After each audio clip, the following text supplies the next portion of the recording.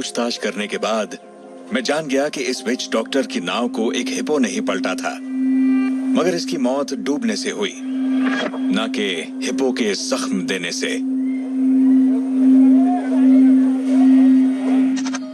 मुझे हिप्पोज के करीब जाना होगा ताकि मैं जान सकूं कि क्या वो उतने आक्रामक होते हैं जितना कि उन्हें दर्शाया जाता है, क्या वो उतने खूंखार होते हैं जितना कि लोग कहते हैं। कहीं ऐसा तो नहीं कि वो सिर्फ हालात के मारे हों। मैं उत्तरी साउथ अफ्रीका में लिम्पोपो जा रहा हूँ, जहाँ पर सैंड वाइल्ड ट्रस्ट है। वहाँ 2 ऐसे हिप्पो हैं जो इंसानों के साथ रहना सीख गए हैं, मगर फिर भी प्राकृतिक जीवन जीते हैं। हिप्पोज के करीब जाकर उनके बर्ताव को समझने का इससे अच्छा मौका नहीं मिलेगा।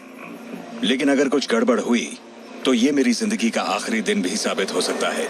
आइवन कार्टर, मैं ये जानने के लिए ज़ैम्बीज़ी नदी के सफर पर निकला हूँ कि क्या वाकई अफ्रीका में हिप्पोज इंसानों की जान लेने वाले खूंखार दैत्य हैं। अब मैं उत्तरी साउथ अफ्रीका के सैंड वाइल्ड ट्रस्ट में हूँ और उन हिप्पोज से मिलने वाला हूँ जिन्हें इंसानों की आदत हो गई है। इन हिप्पोज की जिंदगी की शुरुआत मुश्किल रही है।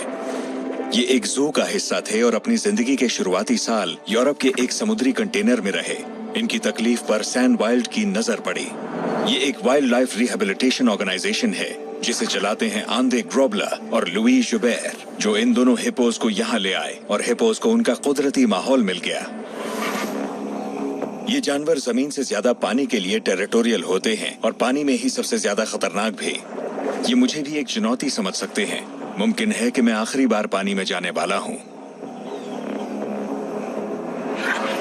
हिप्पोज के दांत उसके हथियार हैं। इसके आगे के दांत तेज तर्रार और लड़ने के लिए बने हैं, 12,000 पाउंड पर स्क्वायर इंच की जबरदस्त बाइट फोर्स के साथ, और ये अपने जबड़े को 180 डिग्री तक खोल पाते हैं, यानी किसी भी लड़ाई में ये मुश्किल प्रतिद्वंद्वी साबित होंगे। एक मछुआरा इसी तरह पानी में जाता होगा और अपने आसपास के माहौल पर ध्यान नहीं देता होगा। ये बहुत दिलचस्प होने वाला है। ऐसे में एक मछुआरे की तरह सोचना मेरे लिए बहुत मुश्किल है, खासकर ऐसे जानवर की तरफ बढ़ते हुए जो मैं जानता हूं कि एक इंसान को चबा के आधा कर सकता है। आप उसके कानों की दिशा देख सकते हैं। उसे अच्छी तरह से मालूम है कि इस वक्त मैं उसके साथ पानी में हूं। मैं बस इसके सामने जाने की कोशिश करता हूं।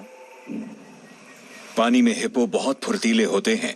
इसकी फुर्ती के सामने मेरी फुर्ती कुछ नहीं। अगर इसने तय कर लिया कि हमला करना है तो मैं बच ही नहीं सकता।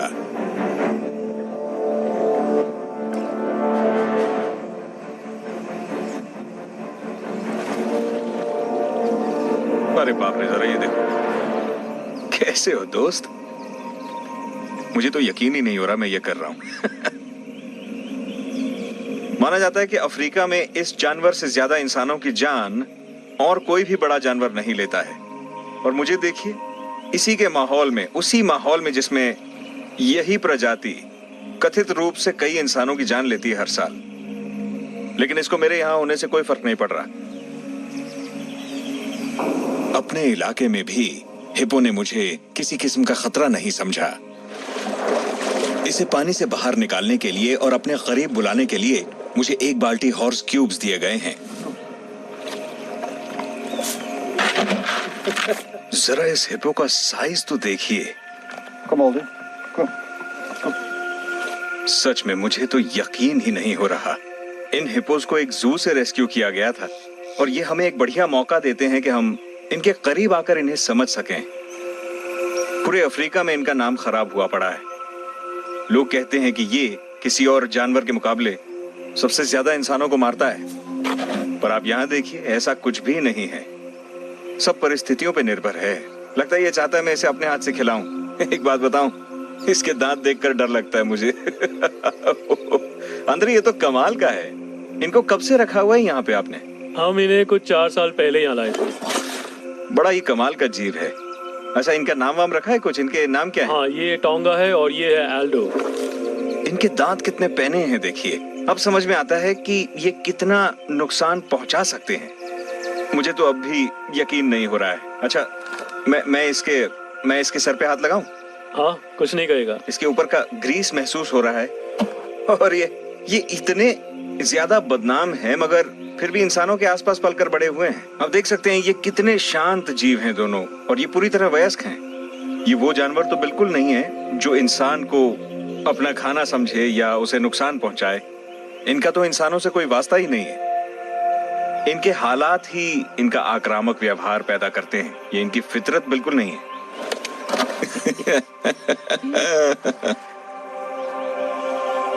सालाना हिपोज के हमलों के जितने मामले सामने आते हैं वो यही बताते हैं कि हो न हो इंसान ही इन जानवरों को आक्रामक होने के लिए मजबूर कर रहे हैं। जब आप उन हिपोज के आसपास होते हैं जिन्हें इंसानों की आदत होती है, आप समझ पाते हैं कि ये आक्रामक नहीं है, बिल्कुल गुस्सैल नहीं है, दरिंदे नहीं है। ये तो बस वैसा ही बर्ताव करते हैं जिस तरह के हालात इनके आसपास होते हैं। अगर कोई आपकी सुरक्षा या जान का खतरा बन जाए तो आप तो लड़ेंगे ही ना। मुझे लगता है इसी वजह से ये इतने ज्यादा बदनाम हैं। मैं उन परिस्थितियों के बारे में सोच रहा हूं जब इंसान और हिपोज आमने सामने आए होंगे। हो सकता है ये जानवर अपनी चरम सीमा तक धकेले गए हों।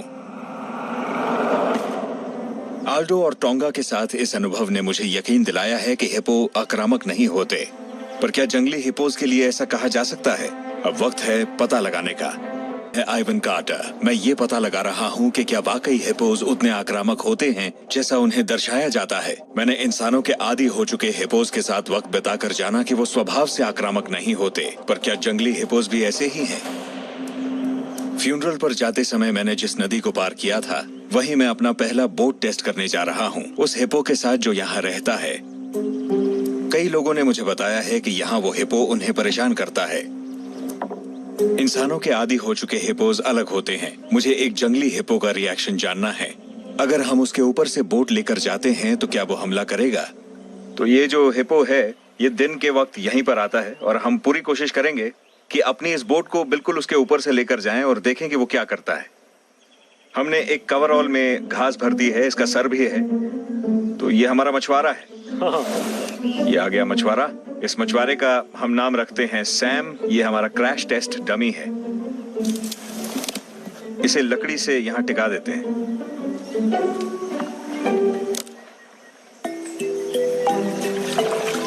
ठीक है, तो रस्सी का एक छोर लेकर ये लोग उस तरफ जा रहे हैं, दूसरा छोर लेकर मैं यहां खड़ा रहूंगा और इन लोगों के वहां पहुंचते ही हम इस कनू को खींचना शुरू करेंगे। और ये सब ड्रामा करने का मकसद है ये देखना कि ये हिपोज क्या बिना किसी वजह ही नाव पर हमला कर देते हैं। हिपोज 3 से 4 मिनट के लिए सांस रोककर पानी के नीचे जाते हैं। ऐसे में अगर आप उनके ऊपर से गुजरते हुए उन पर चप्पू चला देते हैं बिना जाने कि आपके सामने क्या है, तो मुमकिन है कि वो हिपो अचानक खड़ा हो जाएगा और ऐसा करते हुए आपकी बोट को पलट देगा। तो ये रहा हमारा बहादुर सैम। ये एक सफर पर जा रहा है जो शायद इसका पहला और आखिरी सफर हो सकता है। किनारे की दूसरी तरफ भी लोग हैं, वो भी मेरी तरह रस्सी को खींचते जा रहे हैं। वैसे ये इस एक्सपेरिमेंट के लिए परफेक्ट जगह है क्योंकि ये नदी काफी पतली है।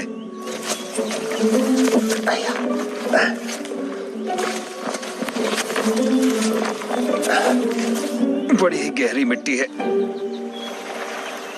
हम यहाँ नाव को हिपो के पास ले जाने के लिए तैयार हैं। दूसरी ओर से मेरी टीम भी बिल्कुल तैयार है। ये देखो, हिपो ने नाव को देख लिया। देखकर लगता है कि वो रिएक्ट कर रहा है। हिपो अचानक पानी में गायब हो गया। अगर मैं उस नाव में होता अभी तो मुझे तो अंदाजा भी नहीं होता कि ठीक मेरे नीचे एक इतना बड़ा जानवर मौजूद है। क्या वो हमले की तैयारी में है? पता नहीं ये कहां गायब हो गया।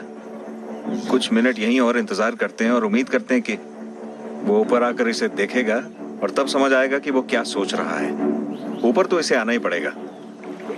हमने हिपो के बर्ताव को बिना किसी प्रोवोकेशन के टेस्ट किया। अब उसे डरा कर देखते हैं। हाँ, ऐसे ही।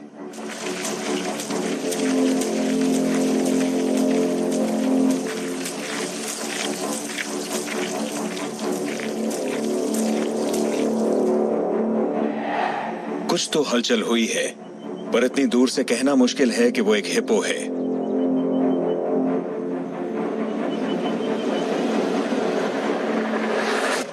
ये एक क्रोकोडाइल है जो नाव की ओर आ रहा है। हमारा हिपो दोबारा ऊपर आ गया है और उसे हमारी नाव और नाव पर बैठे डमी में दिलचस्पी नहीं है। इससे साबित होता है कि जब तक उन्हें मजबूर न कर दिया जाए, हिप्पोज हमला तो नहीं करते। मगर एक और टेस्ट है जो मैं करना चाहता हूँ। तो इस घास वाले इलाके में काफी सारे हिप्पोज हैं, मगर यहाँ काफी सारे मछुआरे भी हैं। तो हम ये करेंगे कि कुछ हिप्पोज को ढूंढेंगे और उन तक नाव के जरिए पहुंचेंगे, और तब मैं देखना चाहूंगा कि एक इंसान को देखकर हिप्पो किस तरह से रिएक्ट करेगा।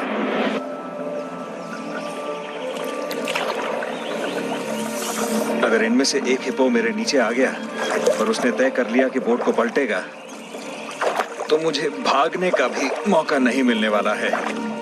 तो उम्मीद करते हैं कि ऐसा कुछ भी ना हो। देखते हैं किस्मत क्या कहती है।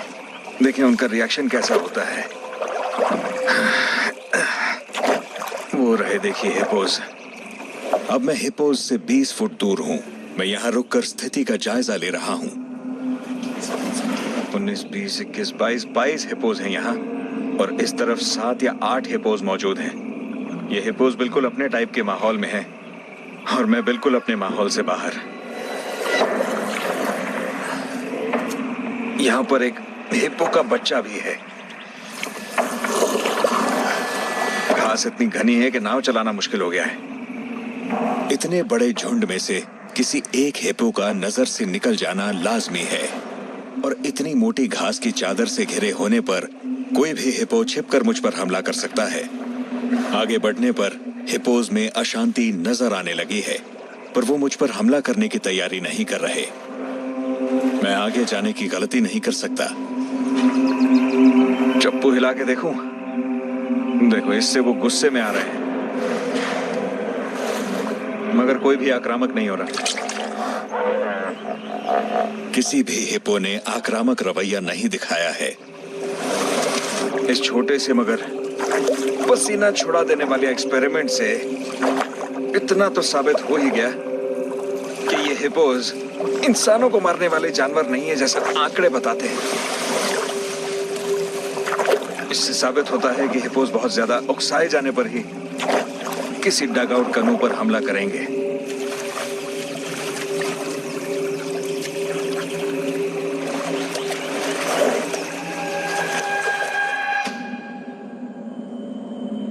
अफ्रीका का सबसे खतरनाक जानवर।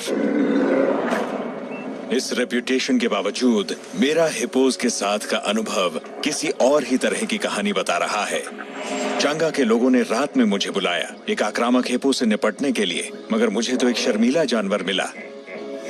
मुझे एक गवाह भी मिला जिसने बताया कि उन पर हमला तो हुआ था, मगर वो यकीन से नहीं कह सकता कि वो हमला हिप्पो ने किया था।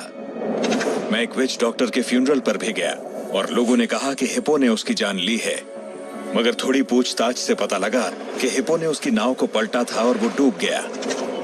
मैं इंसानों के आदि 2 हिप्पोज से भी मिला, जमीन पर भी और पानी में भी, और वो मुझे बहुत शांत लगे।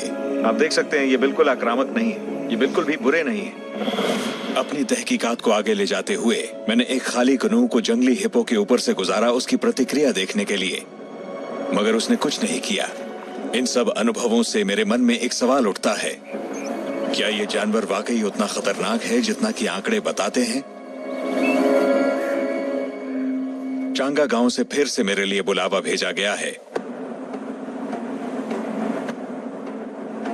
उनका कहना है कि आक्रामक हिप्पो लौट आया है। वो कहते हैं कि एक हिप्पो ने कुछ मछुआरों की कनू पर हमला किया है।